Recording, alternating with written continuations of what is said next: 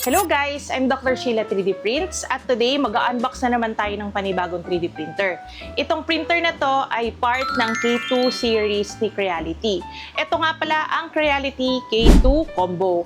Itong nasa likod ko ang K2 Pro and ito naman ang Creality K2 Plus. Ito yung mas nauna at ito yung pinakamalaki.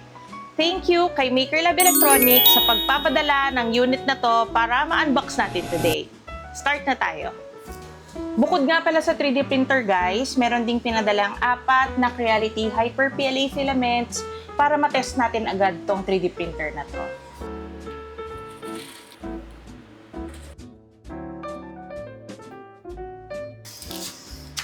Okay, medyo mabigat tong 3D printer na to, so kailangan may katulong ka. So start tayo dito sa manual and quick installation guide.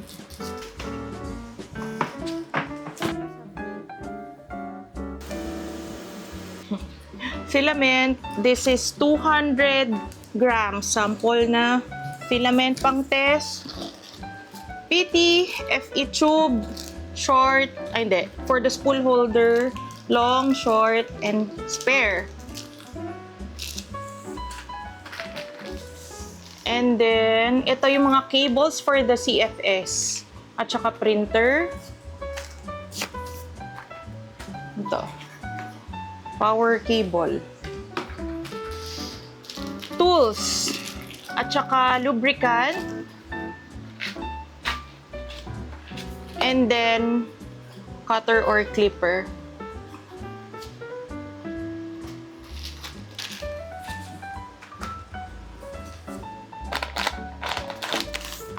And then, ito yung LCD screen. At ito yung external spool holder. And nandito rin sa taas yung buffer. Okay, ito yung filament buffer. Ayan, wala na. Tigas. Ayan. Okay. Tap na natin to guys. Mabigat din tong 3D printer na to.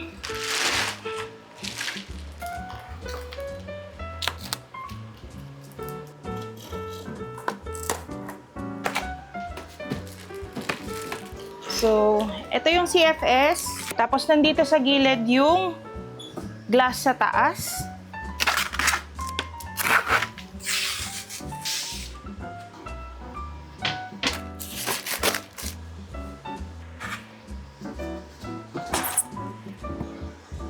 And then, may kailangan lang tanggaling mga screws sa loob.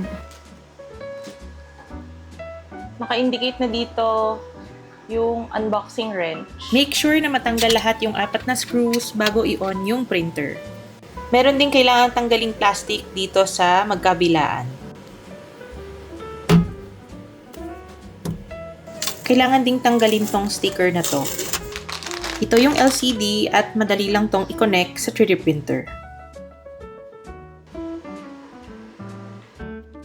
Itong K2 nga pala ang pantapat sa P1S. At mas malaki ang build volume nito kaysa P1S. Ang price nito ay 44,899 pesos. Kung yung printer lang, 32,899 pesos. Ang 3D printer na to ay available sa MakerLab Electronics. Kung interested kang bumili, meron silang website, meron silang Facebook page, meron ding Shopee, Lazada at saka TikTok.